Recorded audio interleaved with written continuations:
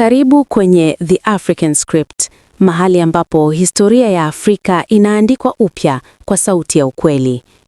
Leo tunakwenda kujibu swali ambalo wengi hulitumia bila kulifikiria kwa undani. Kwa nini bara letu linaitwa Afrika?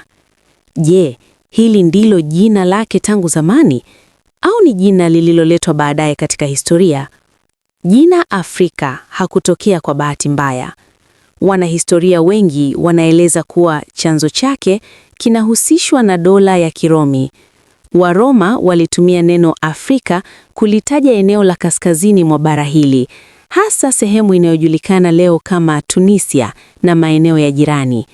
Eneo hilo lilikuwa makazi ya watu waliotambulika kama Afri, na hivyo Waroma wakaliita Terra Africa, yaani nchi ya watu wa Afri. Kadri muda ulivyopita, Waroma walipozidi kuchunguza na kutawala maeneo mapya, jina Afrika lilianza kutumika si kwa kanda ile tu ya kaskazini, bali polepole likapanuliwa na kuwakilisha bara zima. Hivyo basi, jina Afrika hakuanza likimaanisha bara lote kama tunavyolijua leo, bali lilikuwa jina la eneo maalum tu. Hata hivyo, si Waroma pekee waliotoa mchango katika jina hili. Kuna nadharia nyingine zinazodai kuwa neno Afrika linaweza kuwa na asili ya lugha za Kiarabu. Neno Ifrikia lilitumiwa na Waarabu kuashiria maeneo ya Afrika Kaskazini, na baadhi ya wanazuoni wanaamini hapa ndipo chanzo cha jina Afrika kilipoimarika zaidi. Nadharia nyingine hudai kuwa linatokana na maneno ya kale yanayomaanisha joto au mahali penye jua kali, wakielezea hali ya hewa ya bara hili.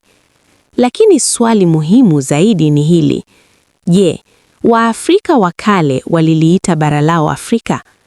Jawabu ni hapana. Kabla ya ujio wa Roma, Waarabu au Wazungu, watu wa bara hili hawakuwa na jina moja la pamoja kwa bara lote. Kila jamii, kila kabila na kila ustaarabu uliishi kwa utambulisho binafsi.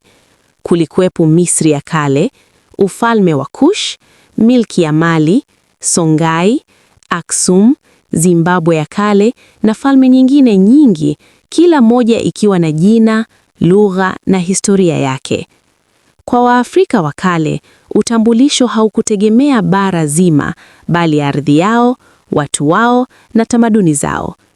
Dhana ya kuitaja Afrika kama bara moja ilikuja baadaye kupitia wageni waliotaka kuielewa, kuichora kwenye ramani na hatimaye kuitawala.